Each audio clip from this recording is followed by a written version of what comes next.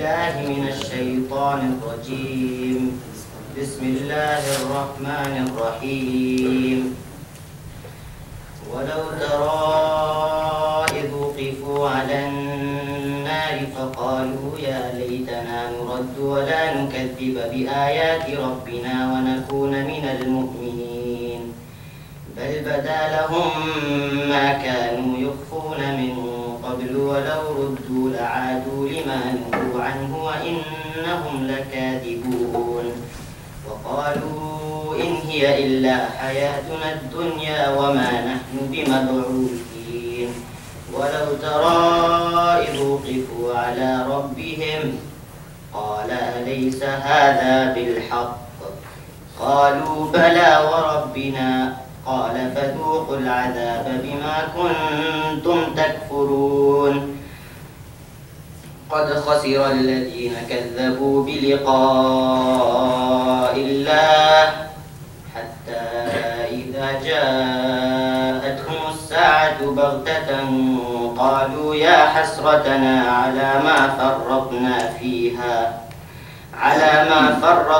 فيها وهم يحملون أوزارهم على ظهورهم ألا ساء ما يذرون وما الحياة الدنيا إلا لعب وله وللدار الآخرة خير للذين يتقون أفلا تعقلون قد نعلم إنه ليحزنك الذي يقولون فإنهم لا يكذبونك ولكن الظالمين بآيات الله يجحدون ولقد كذبت رسل من قبلك فصبروا على ما كذبوا وأوذوا حتى أتاهم نصرنا ولا مبدل لكلمات الله ولقد جاءك من نبأ المرسلين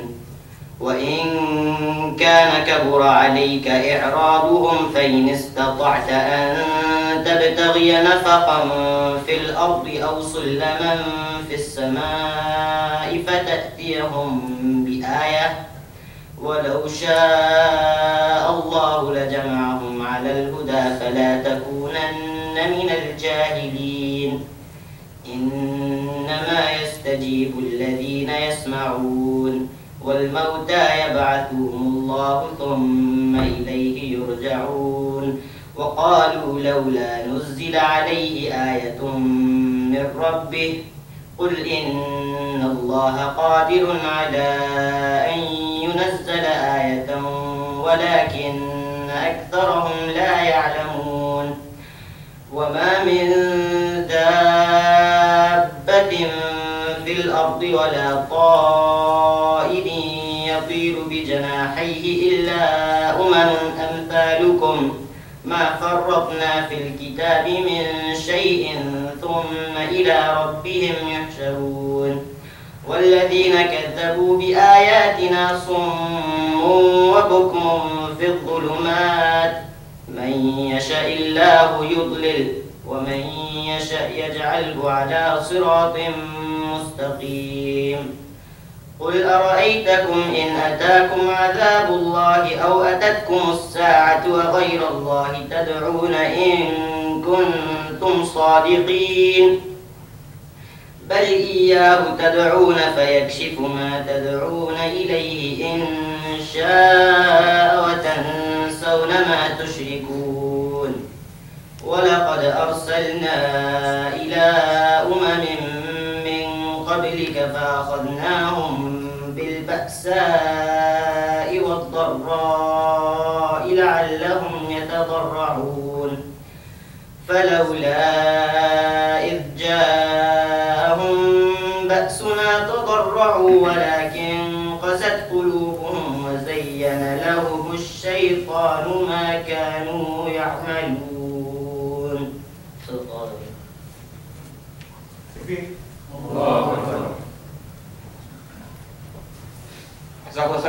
for the Quran recitation.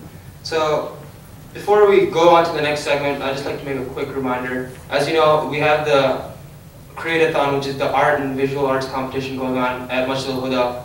And there are sign-up sheets again today in the back. And we'd like to invite anyone who's interested in the contest and wants more information to just sign up in the back with your age and your email address, and we will give you further information. So the next segment, as we've been having for these past couple of weeks, is known as Real Talk. And this segment, it focuses on bringing on a Muslim professional from the field. We've had in the past Dr. Abdul-Bari, Hafiz Amir Hamza, Muslims who have succeeded in this community and become leaders. And alhamdulillah, today we have Dr. Omar, who is a dentist in the Milwaukee area, who moved here from Philadelphia. And inshallah, he'll be talking about the struggles he faced during growing up and how he coped with them, how he became a Muslim leader. Inshallah, I'd like to invite Dr. Omar.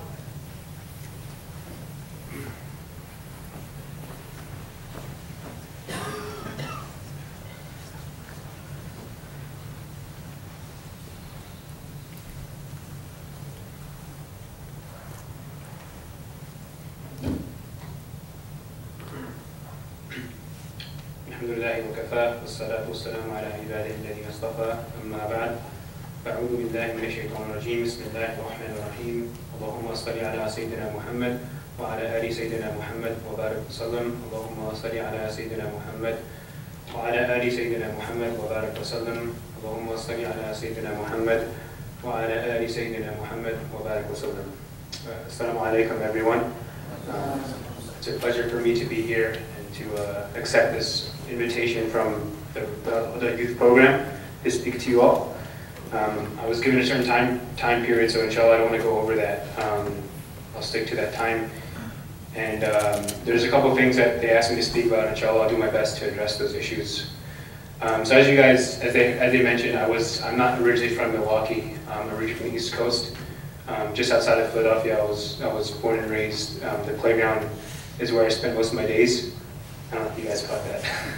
Fresh Prince reference. But I was born in a suburb outside of Philadelphia. That's where I basically grew up. I went to elementary school there. I went to middle school and high school. And I actually went to public school my whole life. I didn't have any Islamic school growing up. So, for me growing up here, I was actually, I guess, one of the more, in terms of the immigrant community, I was part of, like, I guess, one of the first generation, because my dad came to the U.S. in, like, the early 70s.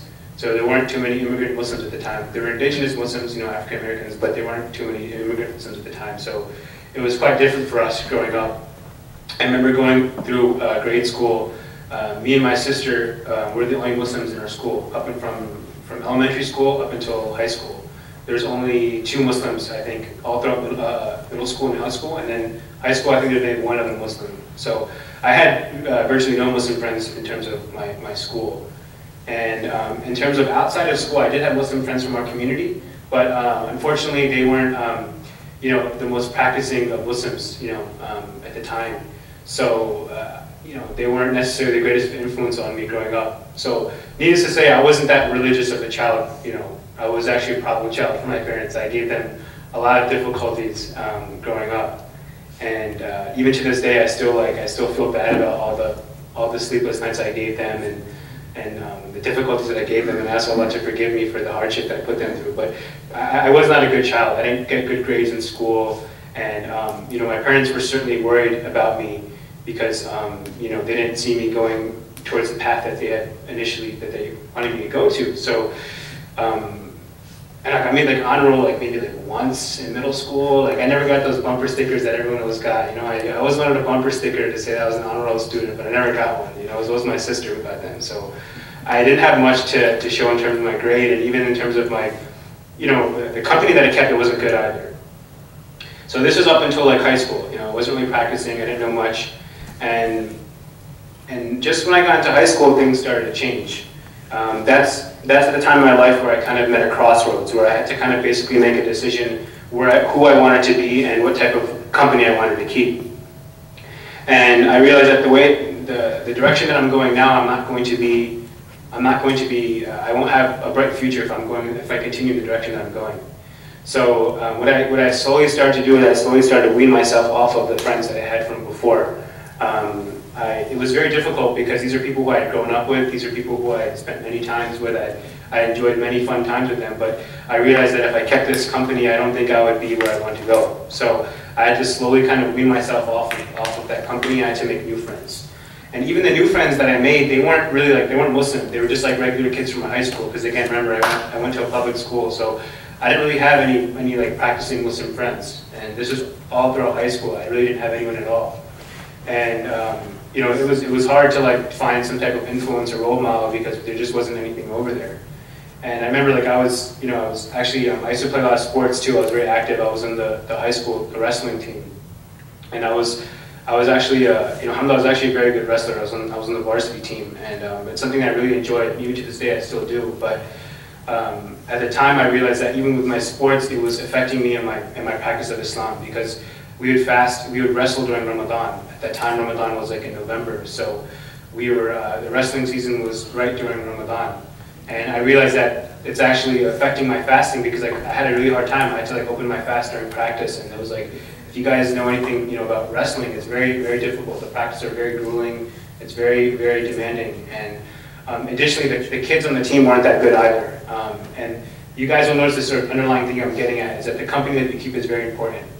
And so the kids on the team were really bad. You know, like if anyone knows anything about high school sports, just out of curiosity here, who here is in high school right now, like 9th grade to 12th grade? I just want to know. Okay, so do you guys play sports? Are you guys like on any sports teams? Would you guys agree that, you know, the company that's in the sport teams isn't really the greatest of people? Maybe it's different now, but I know for me, at least in the wrestling team, they were not good people. You know, they're very, they weren't good company to keep with. And so I realized that if I stay here, I'm not going to really be happy. So I had to make the decision to quit the team. And it was hard because I really enjoyed wrestling and I was really good, but I didn't want to do it anymore. It's too much. So I was like, you know, I'm going to quit the team. And one good thing about doing that is I was able to actually make my prayers. So I didn't pray when I was in high school. Even when I became like of the age where prayer was necessary, I wasn't making my salah. But I noticed that when I stopped focusing on those things, I focused on my prayers. I realized I was able to actually go home and pray. And so what I did was I would actually start with Dhuhr. I didn't start praying 5 times a day right away. I would start slowly. I would just go home and pray Dhuhr, and then I would do Asr, and then after a few months I started incorporating the Maghrib prayer and the Isha prayer, and then alhamdulillah, by the time I was a senior, I was doing the 5 times prayer. But even that, I wasn't consistent with it. So, and then that's high school. And then when I got to college, I still didn't know what was missing. I still wasn't feeling the sweetness of Iman. You know, there was something missing. I was like, I don't know what it was, but there was something missing. And what ultimately I realized was that it was all about the company that I kept. All throughout my childhood growing up, I never really had positive company. And that in turn was affecting me and how I developed as a Muslim. So when I finally got to college, I joined the MSA and I met a lot of really, really good brothers there. A lot of people who were very inspirational, influential in terms of molding me into who I am today. And so when I met the brothers in the MSA, I realized that what was missing all along was really just having good company. And that's basically one of the key advices that I want to give to you guys, is that in order for you to progress, even if it's your academic progress or your progress in your deen, it's really all about the company that you guys keep. It's all about who you spend time with. And this is something that is clearly mentioned in the Quran and the Hadith, that the company that we keep will ultimately influence us in terms of where we progress in our deen.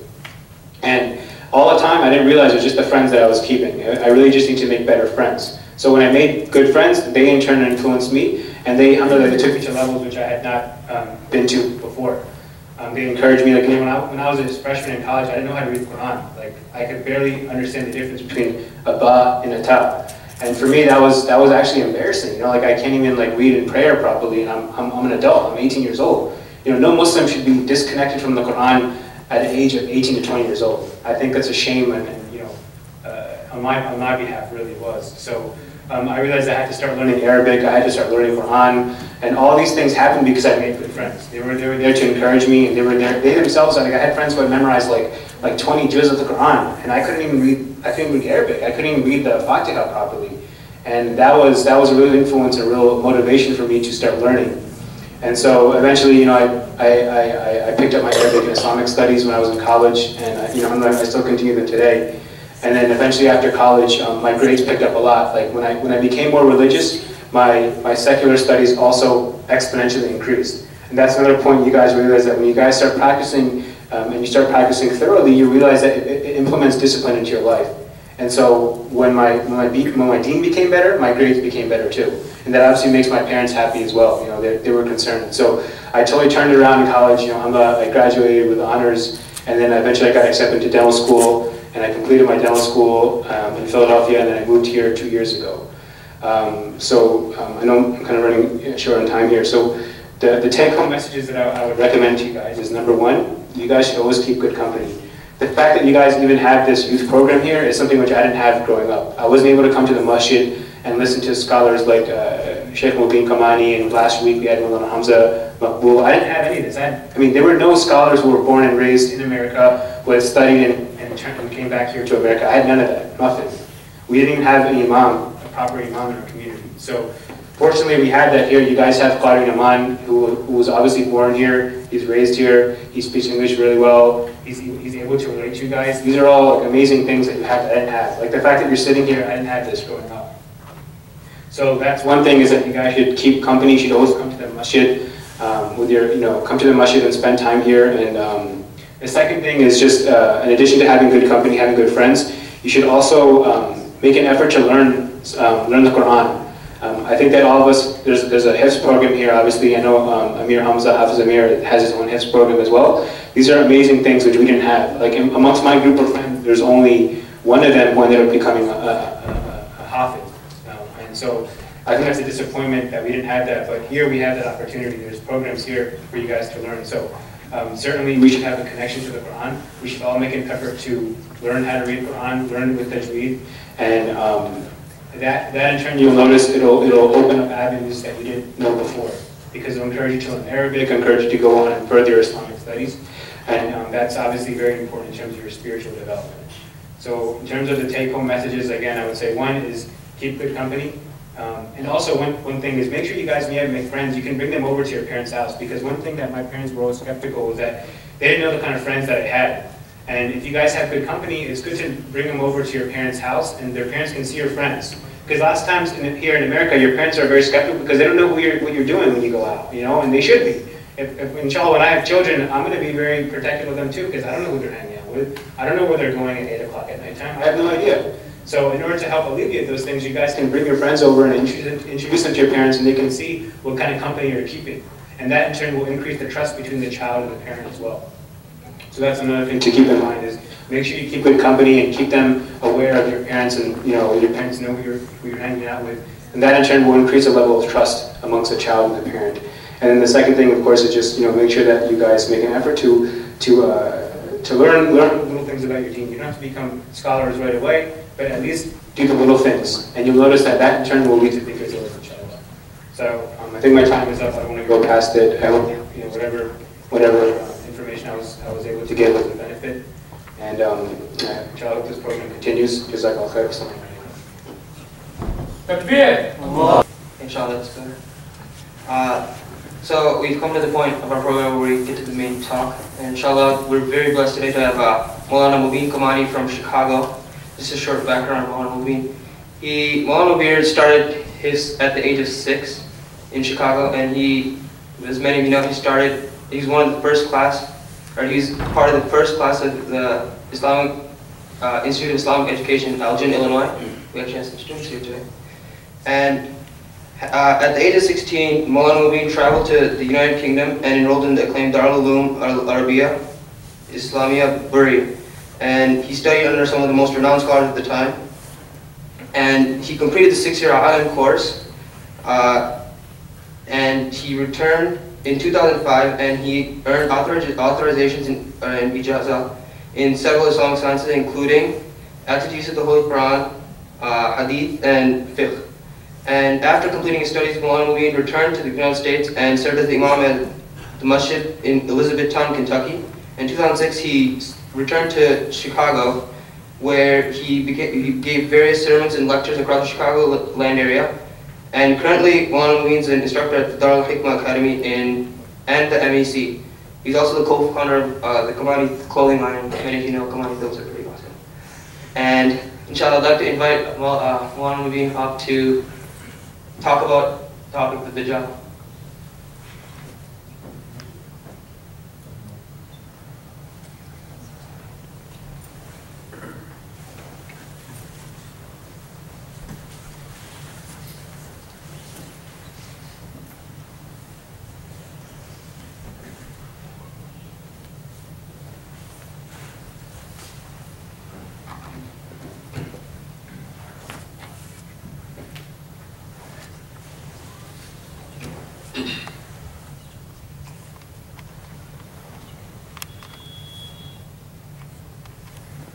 Alhamdulillah, Alhamdulillah Rabbil Alameen, والصلاة والسلام على أشرف الأنبياء والمرسلين سيدنا وحبيبنا المصطفى صلى الله عليه وعلى آله ومن تبعهم بإحسان إلى يوم الدين. أما بعد، فأعوذ بالله من الشيطان الرجيم. بسم الله الرحمن الرحيم. لا أقسم بيوم القيامة. صدق الله العظيم. Initially, when Al Oman had sent out the email, and he sent out the email to all of the scholars in Chicago, and I received the email and I read through the topics. He sent me an email right away saying that you want to sign me up. I wanted to do the talk on the Day of Judgment, and he said that it's yours because you're the first person to reply back. It's yours.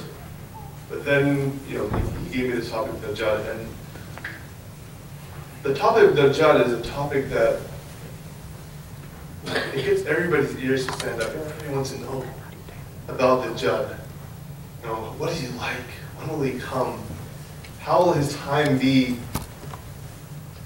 And to understand Dajjal, Abraham Lincoln, in his Gettysburg Address, when he addressed, his Gettysburg Address was extremely short. There are no photographs of Abraham Lincoln giving the Gettysburg Address. The reason why, because it was extremely short. And once Abraham Lincoln was asked that, if you had to speak for 5 minutes, just 5 minutes, how long do you need to prepare? And he replied back, for a 5-minute lecture, I need 2 weeks. 2 weeks for a 5-minute lecture. And if the lecture is 10 minutes, 1 week. And if it's more than 10 minutes, I don't need any time. I could just get up and talk all I want. And this is kind of what Rasulullah sallallahu alaihi wasallam was like. One of the miracles of Rasulullah sallallahu alaihi wasallam is that Rasulullah sallallahu alaihi wasallam will only speak a bit. And in the little words that Rasulullah sallallahu alaihi wasallam would speak, there will be so many hidden meanings behind it. And that's why in a single book of a hadith, there are volumes and volumes and volumes of tafsir written behind it, of tashrif written behind the hadith. What did Rasulullah sallallahu alaihi wasallam say? With a small hadith, a tiny hadith, that alcohol is the mother of sins. 5, 6 words, 4 words, 3 words. With this small hadith, there are books, and I'm talking about, not pamphlets, not tiny little books, but books and books on just one hadith. Why? Because in the small word that Rasulullah sallallahu alaihi wasallam said, there were lots of meanings. And if you look at the final sermon, many of the masajid, they had the final sermon of Rasulullah sallallahu alaihi wasallam hanging. In Hajj al-Huda, in the final years of Rasulullah sallallahu alaihi wasallam's life, he had the final this sermon that when he addressed the believers. After Hajj al-Huda, Rasulullah sallallahu alaihi wasallam, he only lived for 80 days. Only around 80 days that he was alive. So this was after his whole life. 23 years of being with the Muslims, teaching them and prepping them. And one of his final sermons is only 1 page long. That's it. If you ask me to explain the Dajjal or do any talk and to put it on 1 page, it's not possible. It's hard. It's extremely hard. And when it came to Dajjal and when it came to the final hour, Rasulullah sallallahu alaihi wasallam's trend changed. He would speak a lot. As Abu Zayd radiallahu ta'ala, he says that one day we woke up, we went to the Fajr Salah, and Rasulullah sallallahu alayhi wa sallam فَصَلَّى بِنَا صَلَاةَ الْفَجْرِ. He prayed Fajr Salah with us. And after Salat al-Fajr, he climbed the pulpit and he began to address us. And he spoke to us, and he spoke to us, and he spoke to us until Salat al-Zuhr came. And he came down from the pulpit and he prayed Salat al-Zuhr with us. And after praying Salat al-Zuhr with us, once again he climbed the pulpit. And he spoke to us some more, and he addressed us some more. And he told us about some more things.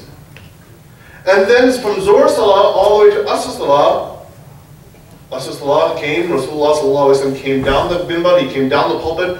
Again he prayed Asr Salah, and after Asr Salah he got back up, Then Maghrib Salah, after Maghrib Salah, he prayed Maghrib Salah, he went up again on the mimbar, and then he prayed Isha Salah, and all day long, the Abu Zayd says, all day long Rasulullah sallallahu alayhi wa sallam spoke. This was against his habit. He was a man of many words. He would speak a little, but it would carry a punch. But that day Rasulullah sallallahu alayhi wa sallam spoke to us, and he spoke to us about the final hour. He spoke to us about the minor signs and the major signs. He spoke to us about the things that will come before the day of judgment. Yeah. And one of the things that Rasulullah sallallahu alayhi wa sallam spoke about is Dajjal. Because this Dajjal, Dajjal is no joke. It's not a laugh. It's not only entertainment. Yes, it might be very entertaining to listen about Dajjal, but Dajjal is anything but entertainment. Because every Nabi, Rasulullah sallallahu alayhi wa sallam said, every Nabi, every prophet has scared his people about Dajjal. They knew. They knew that the final prophet, Rasulullah sallallahu alayhi wa sallam, Muhammad sallallahu alayhi wa sallam, was going to come. And after him, Dajjal will come, and after that, the day of judgment will happen. They knew that their people had time, and their people had enough time, and they wouldn't have to worry about Dajjal. But yet, they scared the people about Dajjal, about Masih Dajjal. That Dajjal will come, and he will rob you. He will rob you in broad daylight, and you will not know what happened. The man will walk out with iman in his heart, with belief, with the oneness of Allah subhanahu wa ta'ala in his heart. He will meet Dajjal, and Dajjal will take that away from him. And this person won't be any ordinary person. This person will be a person who will consider himself well learned. Who will consider himself that my iman is strong, I believe in Allah subhanahu wa ta'ala firmly. And Dajjal will pick his pocket. And his iman is gone. As Huzaifa radiallahu ta'ala says that one day we were sitting and talking. We were sitting and talking with each other, and Rasulullah sallallahu alayhi wa sallam happened to walk by, and he asked us, what are you talking about? And so Huzaifa says that I said to Rasulullah sallallahu alayhi wa sallam, نذكر الساعة, that we are talking about the final hour. Rasulullah sallallahu alayhi wa sallam said, okay, if you're talking about the final hour, إنها لم تقوم, the final hour will not come حتى تروا 10 آيات. There are 10 signs that will take place before the final hour. وَزَقْرَ الدُّخَانِ. The next 10 signs, they're not in order. These are the order that they will take place. The small signs, Rasulullah sallallahu alayhi wa sallam said, they will take place from one at this time, then another one then, then another one then. But the major sign, as soon as you see the first one, the next one, then the next one, then the next one, they all fall into place. And he gave an example, like imagine there's a pearl necklace. Many of you have the tasbihs. And if you cut the string of the tasbih and hold it up, what's going to happen? All the beads are going to roll out, one after another. Is the first one going to roll out, the second one's like, oh, okay, well, I'm not ready to move here. No. It's going to pour out, one after another. Rasulullah sallallahu alayhi wa sallam said that when the major signs for the day of judgment come, you see the first one, get ready for the second one. The second one, third one, fourth, fifth, all the way to the 10th. And the first sign that Rasulullah sallallahu alayhi wa sallam made mention of was Zakr al-Dukhan, of a smoke. A smoke that will cover the land. And it will go up the nostrils of mankind. And for a believer, this will affect a believer just like a cough or a cold. Just something that you can get rid of with a couple of apples and orange juice and some rest. But the non-believers, when this smoke will go up their nose, it will travel up their nostrils to their brains. And Rasulullah sallallahu alayhi wa sallam said that the effect that it will have on their brains, that their brains will begin to boil. وَزَفْرَ الدُّخَانِ. Then Rasulullah sallallahu alayhi wa sallam said, with Dajjal. The second sign is Masih Dajjal. And inshallah, we're going to, of course, the talk is about Masih Dajjal. We'll come back to Masih Dajjal. And then Rasulullah sallallahu alayhi wa sallam, he carried on talking about the different signs that will come before the Day of Judgment. He mentions that وَنُزُولُ Isa ibn Maryam وَيَأْجُوجُ وَمَأْجُوجُ, that Isa alayhi salatu wasalam, he will come down. Ya'juj and Ma'juj, they will come down. وَثَلَاثَةُ الْخُسُوفِ, there will be 3 landslides. That you will see 3 landslides, then there will be the fire. And Rasulullah sallallahu alaihi wasallam went through each of the signs and explaining each of the signs and how these signs will be.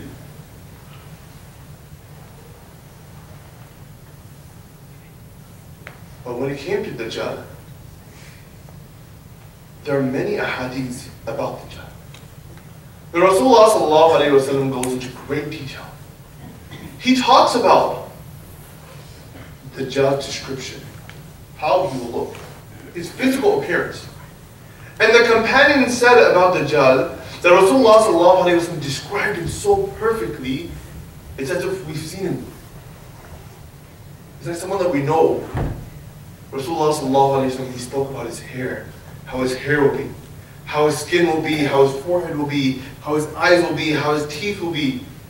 He gives a complete description of Dajjal, warning us that this is how he will be. And the topic that I was given is the era of Dajjal, the time of Dajjal will come. And this is a very important topic because Rasulullah sallallahu alaihi wasallam says that Dajjal will come out when people will forget him. When you no longer think about it. When the imams in the masjid won't address people about Dajjal. So this gathering right here, the gathering right here that we're having right now is actually a sign against Dajjal. If we keep having gatherings like this, we're safe from Dajjal. But the moment that we stop having gatherings like this, that's when Dajjal is going to come up. Right? So these gatherings are important because Rasulullah sallallahu alaihi wasallam said, the enemy that Dajjal, when you forget about it, if you look at your enemies that you have, a known enemy, an enemy that you know of, is dangerous. But the enemy that you do not know of is even more dangerous. And when the imams will no longer scare people, not scare, but teach people, will preach to people about how the Dajjal will be, that's when the Dajjal will come. In another hadith, Rasulullah sallallahu alaihi wasallam says that the time of Dajjal is when people will no longer care about their religion. They won't care about the salah. They won't care about learning the religion. They won't care about reading this Quran, or looking into the hadith, or looking into tafsir, or looking into the life of Rasulullah sallallahu alaihi wasallam, learning the seerah of Rasulullah sallallahu alaihi wasallam. And when people will stop caring about their religion, when ignorance will prevail, he's coming. Dajjal's coming. And this is why, it's definitely important that each of us learn about our religion for ourselves. Rasulullah sallallahu alayhi wa sallam, he says that talabul ilm farida ala kulli muslim. That learning knowledge of Islam is compulsory, is important. There is no ifs, ands, and buts. You have to know how to praise Allah. You have to know how to fast. You have to know how to take a shower. You have to know how to do wudu. This is fun. There's no messing about with this. Just the way you pray your salah, you have to pray your salah. It's the same way you have to learn about your religion. And when people stop caring and stop learning about their religion, that's the time. When you stop holding gatherings like this, where people come into the masjid and learn about Islam, whether it be topics of the Day of Judgment or whether it be topics of the life of Rasulullah sallallahu alaihi wasallam, or topics about believing Allah subhanahu wa ta'ala, or trusting Allah subhanahu wa ta'ala, or Allah subhanahu wa ta'ala forgiving us, or Allah subhanahu wa ta'ala being tawwab and waiting for us to ask forgiveness. When we stop having gatherings like this, when on Saturday night you are sitting at home with your remote in your hand in front of your big screen TV with nothing else to do, that is when ignorance prevails. That is when people will no longer care about their religion. When a Muslim child in America will want to learn about his religion, but will not be able to. Dr. Saab before me was speaking about how he grew up in Philadelphia. I myself, I grew up in Kentucky, a small town in Kentucky called Elizabethtown, Kentucky. And just as he was saying, when he was talking, I was sitting behind the wall, And I came out because I started getting flashbacks of my childhood, where we had to travel from Kentucky to Chicago to get our meat. And we would import our hufaz to read our Tarawih Salah for us. There was no, there is no concept of people learning, there was no concept of people learning Quran in our town. We had to import our hufaz from England. I went to a public school as well. I probably wasn't on the wrestling team, but I did make it to the football team. And what he was saying was correct. They're not good people. People on sports teams are not good people. You want to surround yourself by good people, by people that will increase your religion, that will increase you in your deen, that will tell you, that might send you that text message, that might send you that tweet, that will Facebook you when an event is happening in the masjid, telling you to come to the masjid and learn about your religion. Why? Because if you know about your religion, you will be preventing Dajjal from coming. You will be that sign that will be holding Dajjal back. Why? Because Rasulullah sallallahu alayhi wa sallam said, Dajjal will come when ignorance prevails, when people no longer care about their religion. When a person will not care about how he's praying the salah, he will just pray salah. Or maybe he might not even care about praying salah. That will be the time that Dajjal will come. Now, where will Dajjal come from? Rasulullah sallallahu alayhi wa sallam says that he will come from a place called Isfahan. There is a place in Iran at the moment that's called Isfahan. But at the time of Rasulullah sallallahu alayhi wa sallam, this was a larger piece of land. And it could be anywhere that goes into Central Asia. And anywhere from there, Dajjal will come. And when you speak about Dajjal, there's a hadith that you have to talk about. And this hadith is of Tamim al-Dari, radiallahu ta'ala. Now, Tamim al-Dari, radiallahu ta'ala, one day Rasulullah sallallahu alayhi wa sallam, he calls everyone for salah. He says, go call everyone for salah. And after praying salah with everybody, Rasulullah sallallahu alayhi wa sallam sits everybody down. Sit down, I need to talk to you. And he said, I've called you here not to talk to you about something good or talk to you about something bad. But Tamim al-Dari had just came and he accepted Islam. He was a Christian. He was a Christian and he just came and he accepted Islam. And he told me a story, and I want to share this story with you, story time. And Rasulullah sallallahu alayhi wa sallam says to the companions, and tells the companions that Tamim al-Dari just came to me and told me that he, along with 30 other men, had set sail, were on a ship, and they encountered a storm. And the storm threw their ship from one side to another side, and they're no longer navigating which way they're going. And for 30 days they were lost in the storm. And then finally their ship hits an island. Tamim al-Dari radiallahu ta'ala says that we got off our boat, we went to the beach, we saw that there was a thing, best I could translate it as a thing. Why? Because this thing, it was covered with hair. Tamim al-Dari says that we could not tell the front from its back. He had so much hair that we were looking at his front, but we thought we were looking at the back. Covered from top to bottom. And we asked him, who are you? And he says, I am Jassasa. Jassasa? What's Jassasa? We spy. But I don't want to talk to you. There's a person in the monastery, he wants to talk to you. And he wants to gain some knowledge from you. The information that you have brought, he wants that information. The Tamim al-Dari says that when he said this, and he kind of said, whoa, how does he know we're going to come?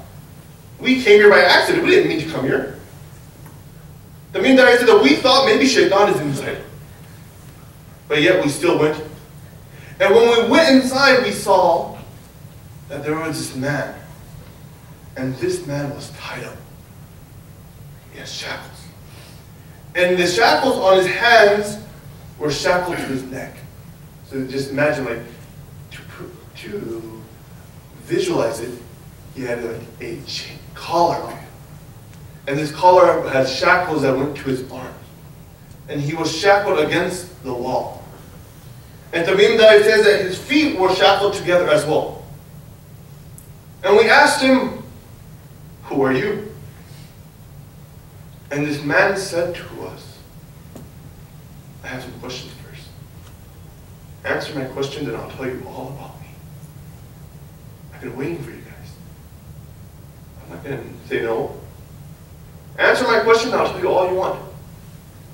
The question that I have, that in a place called Baysan, there are some trees, date trees. Do those date trees still have dates on them? Do they bear fruit? The Tamim Dari says, yeah. In Baysan, we've been there, and those trees, they have dates on them. Okay. Well, soon, those trees will no longer bear fruit on them. What's the second question? The Lake Tigris, the river of Tigris, does it have water? Yeah, there's a lot of water there. Okay. Soon, there'll be no water. And he asked some questions like this, and then he finally asked, has that prophet came yet? The Nabi al-Ummi, the prophet of the illiterate, has he came? And they said, yes, the prophet of the illiterate has came. What is he doing? What happened with him? He goes, well, first he was in Makkah al-Mukarramah. He came, he was born in Makkah al-Mukarramah, and he was driving out of Makkah al-Mukarramah, and now he's in Madinah al-Munawwarah. How have the people dealt with him? The people, they dealt with him really bad. They fought with him. Did they win? No. Rasulullah sallallahu alayhi wa sallam, those that followed him won. Now this person that's shackled up, he's shackled up, he's tied up. He says to the Tamim Dari, those that follow him, they're lucky. Those that follow him, they're lucky. And Tamim Dari is thinking to himself that, you know what, I don't follow him. I'm Christian, I don't follow him. And he goes, let me tell you who I am. He says, Masih Dajjal. I am Masih Dajjal. And I'm waiting. I'm waiting that soon my time will come. Now everybody's waiting for Derrick Rose to come back. Masih Dajjal is waiting for his time to come. And he said, when my time comes and Allah subhanahu wa ta'ala tells me to come out, he says that I will travel the world in 40 days. The hadith of Rasulullah sallallahu alayhi wa sallam states that Masih Dajjal will only be alive for 40 days. That's it. Now imagine a man causing so much chaos in just 40 days. Causing such chaos that prophets 1400 years ago, and even longer, are telling these people that watch out for Masih Dajjal. What kind of man would this be? How much chaos will he cause? Rasulullah sallallahu alayhi wa sallam said, wait, there's a catch. The catch is, Masih Dajjal, his first day will be as long as a year. And the second day will be as long as a month. The third will be as long as a week. And the remainder days, 37 days, will just be regular days. But even then, what, a year and a half? And he's going to cause so much trouble? And he's going to cause so much chaos? And Dajjal himself, he says to the Tamim Dari that, you know what, when my time comes, I'm going to shine. And I'm going to shine so bright that I'm going to go to every single city in the world. I will travel the whole world in just 40 days.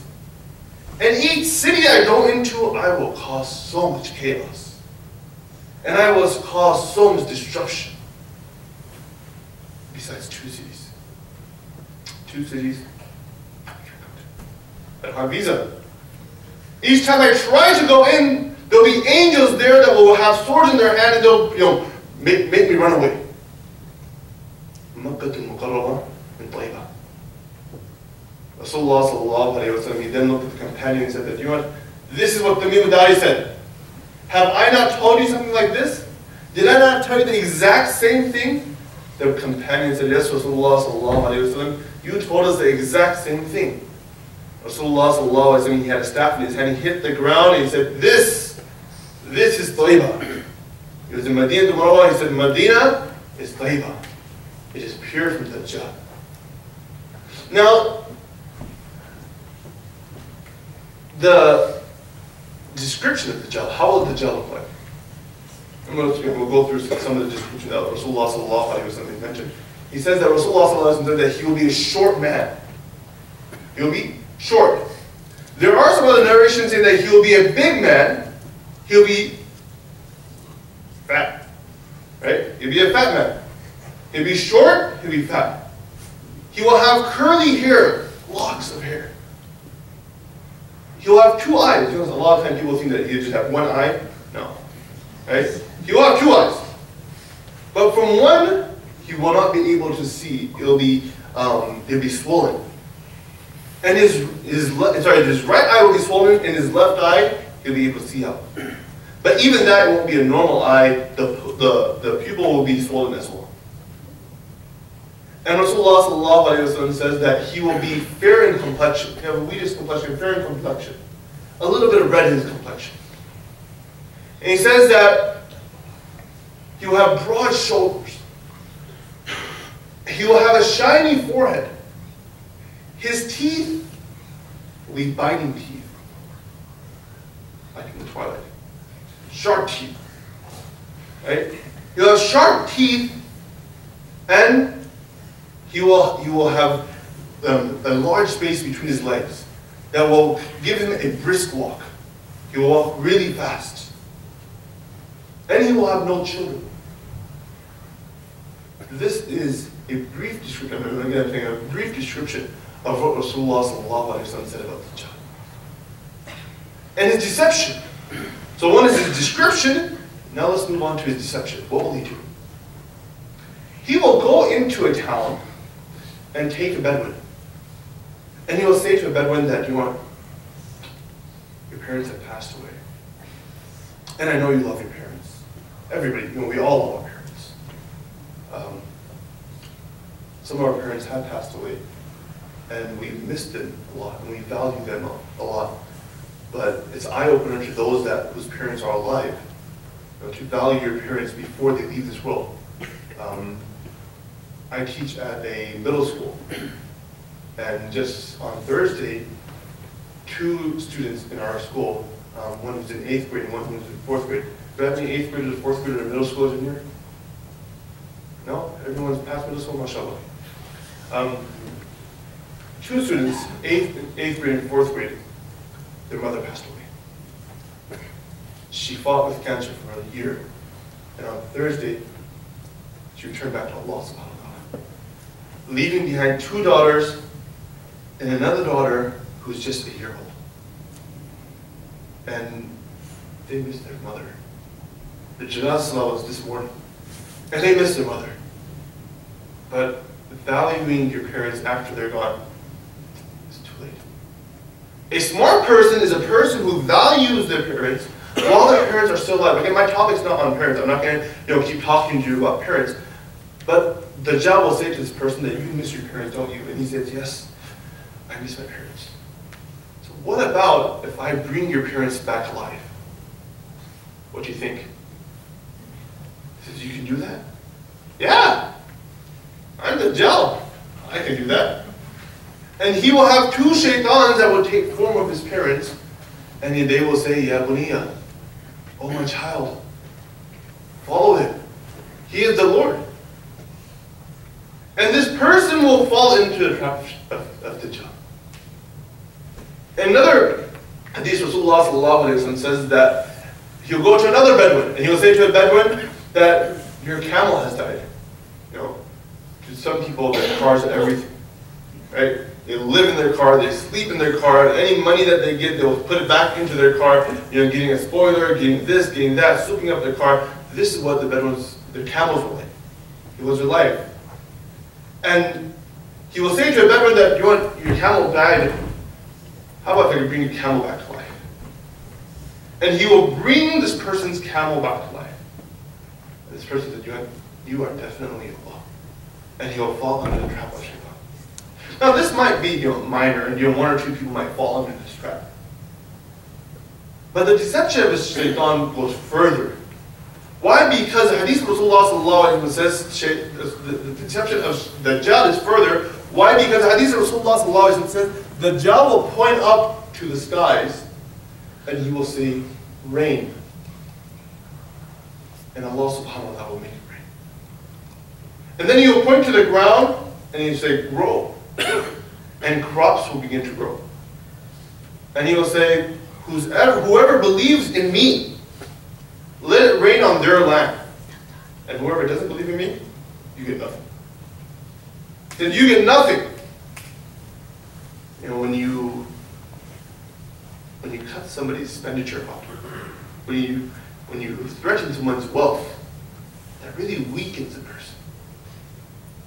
Why? Because Rasulullah sallallahu alaihi wasallam, another hadith, he says that poverty will lead you to kufr. Being poor can lead you to kufr. And now this person, when he has no food, when he has nothing growing in his land, he will then say, Dajjal, you win. I believe in you. And you say, okay, make it rain. And it'll rain. Another deception of Dajjal is that with him, he will have a valley full of bread. And whoever believes in him will get bread. And whoever rejects him, to the hadith of Rasulullah sallallahu alaihi wasallam, Rasulullah sallallahu alaihi wasallam says, Dajjal will go to a man, he will say to a man, do you believe in me? Do you believe I am your Lord? The man will say, no. No chance. When I was in Al-Huda, they warned me about you. You're not my Lord. This person will go home and the next morning he will wake up and he'll be penniless. Everything gone. Bankrupt. He will have no wealth at all. And this is how the Dajjal will rob you and I from our wealth. And then a man will come and he will say to the Dajjal's army. Now the Dajjal, he's not alone, he has an army, he has people around him, people that believe in him. And he will say to the people of the Dajjal's army that I want to meet the Dajjal. I want to meet him. They'll say, why? Do you not believe in him? No, I don't believe in the Dajjal. He says, well, I'm going to kill you. Right? Rasulullah sallallahu alaihi wasallam says, the guards of the Dajjal, they will say that we are going to kill you. But another guard will say, wait. Only the Dajjal can kill people. We can't kill one another. They have it, even though they're corrupt, even though they are misguided, but yet they follow a structure. And this person will brought to the Dajjal, and the Dajjal will say to him, say, I'm your Lord. Am I your Lord? He said, no chance. You're not my Lord. Why? Because in the hadith of Rasulullah sallallahu alaihi wasallam, he tells us that every single prophet warned his nation about Dajjal. And Rasulullah sallallahu alaihi wasallam, another hadith said that I have told you so much. I have told you so much about Dajjal that I fear that you might forget, you might not understand. It might be too much knowledge for you to retain it. And Rasulullah sallallahu alaihi wasallam, let me tell you one secret. I will tell you one secret that no other prophet has told his people. That Dajjal will only be able to see through one eye. He will be blind. He will be one-eyed. And your Lord, it is not possible that Allah subhanahu wa ta'ala be one. And this person will say to Dajjal that you're not my Lord. Dajjal said, fine. He'll have this person cut in half. And he will walk through this person. And then he will bring this person back together and give this person life. He says, now, you believe in me now? Well, after that, you've just reaffirmed my belief. Now I don't believe in you at all. Why? Because Rasulullah sallallahu alaihi wasallam said, you only have one bullet in your barrel. You can only do that once. You can't do that again. And the Dajjal will try to cut this person again. No luck. No chance. You've used your bullet. You can't hurt me now. The Dajjal, with him, he will have a river. Rasulullah sallallahu alaihi wasallam, one hadith, he says a river of water and a river of fire. And you'll have this person thrown into the river of fire. And Rasulullah sallallahu alaihi wasallam says that if any of you are there at the time of the Dajjal, and you see these two rivers, jump into the fire.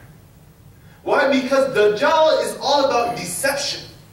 The word Dajjal, it actually means a liar. Someone who deceives people. Who shows you one thing, but the truth is something else. Who will show you wealth. Who will show you appearance. Who will show you your camel. Who will show you food. Who will show you water. Who will show you fire. But the truth is something else. This person, Rasulullah says, if you see Dajjal and he offers you these two things, jump into the fire. The water will be white, it will be pure, it will be clean. And the fire, you'll be able to see the fire. And when you see that fire, jump in. Why? Because that fire will be Jannah. That fire will be paradise. And Rasulullah said, but don't take Dajjal as a joke. Don't say that you want. The Shaykh came to our masjid and he told us to jump into the fire. I'm going to go looking for the Dajjal. I'm going to become a Dajjal hunter. Rasulullah said, no. Don't become a Dajjal hunter. If Dajjal comes at your time, don't rush through him. Why? Because Dajjal will steal your iman away from you. He will steal your iman away from you before you even look at that fire. You know, Dajjal might be a very fun topic to talk about, but there are lessons to be learned. And from the lessons to be learned about Dajjal is that it is important. Why did all the Anbiya alayhim salatu wasalam, why did the prophets scare their people about Dajjal? To tell us and to show us that we have to safeguard our iman. It is important that a person safeguards his religion. Alhamdulillah, today we are all believers. We are all Muslims, and that's why we are here. We believe in one Allah subhanahu wa ta'ala. You know, you hear about people dying in Burma all the time. The genocide is happening and, you know, thousands of people dying. And we feel sorry for them. And we pray to Allah subhanahu wa ta'ala ease their pain. But they're also winning. They're winning in the game.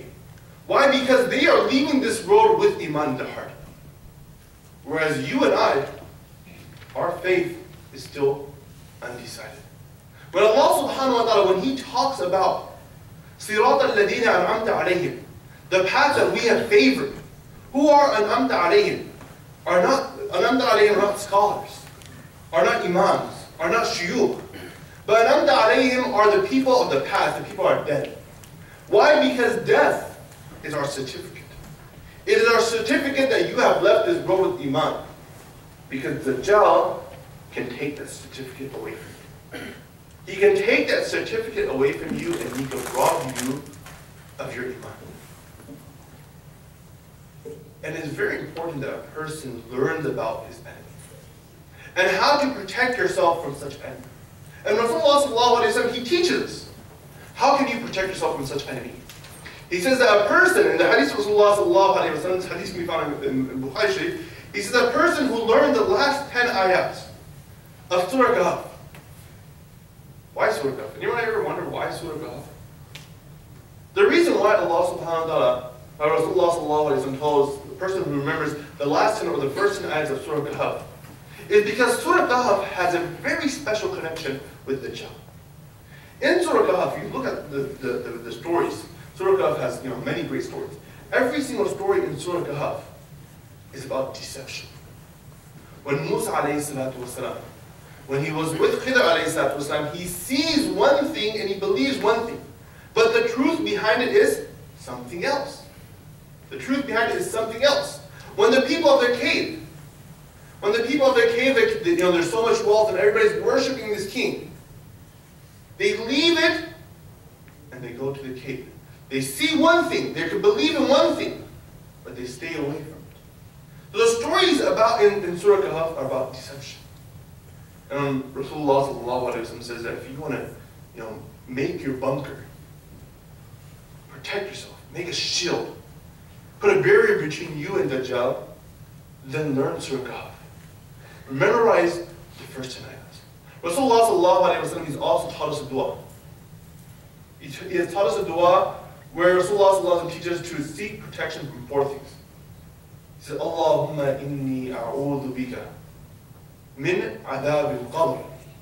Oh Allah subhanahu wa ta'ala, I seek protection from you from the punishment of the grave. The companion asked Rasulullah, will we be punished in the grave as well? Rasulullah said, this will be the awwal manazil. This will be the first stage. If you do good in this stage, the rest of your stages will go good. When you have passed by a grave, you will begin to cry. And the companions will ask him, why are you crying? Rasulullah, he talks about Jahannam, he talks about the Day of Judgment, he talks about so many things that are more severe. Why do you cry about the grave? He said, because this will be the first stage. If I pass this stage, the rest of my tests will go good. Rasulullah says, Allahumma inni a'udhu bika min adab al-qabr wa adab al-nar. We seek protection from the fire of Jahannam. وَمِن فِتْنَةِ الْمَحْيَا وَالْمَمَاتِ. We ask you for protection from the test that lies in our life and when we die. وَمِن فِتْنَةِ الْمَسِيحِ الدَّجَّالِ. And seek protection. We ask for your protection from Masih al-Dajjal. Now there's so much more that we can talk about, and inshallah, if Allah subhanahu wa ta'ala gives us life, then we will continue this segment. I feel like I haven't done justice, time ran out much sooner than I was hoping, but there are more things to talk about Masih al-Dajjal, and inshallah the people in the following weeks that come to speak to you will touch upon these topics. May Allah subhanahu wa ta'ala, first of all, I'd like to thank everybody for attending. I'd like to thank the community for having me here. May Allah subhanahu wa ta'ala gather us in a gathering like this in Jannah. In Jannah, where the rivers will flow, where the palaces will tower us. In Jannah, something that we all earn for, we all strive for. May Allah subhanahu wa ta'ala give us the ability to learn more about this religion. May Allah subhanahu wa ta'ala make us the signs that keep the Dajjal and that keep the final hour away. May Allah subhanahu wa ta'ala protect us, protect our children, protect our generations from the Dajjal, from the final hour, from the tests that come at the final hour. Jazakumullahu khair. Assalamu alaikum wa rahmatullahi wa barakatuh. Takbir. Allah. Takbir. Allah.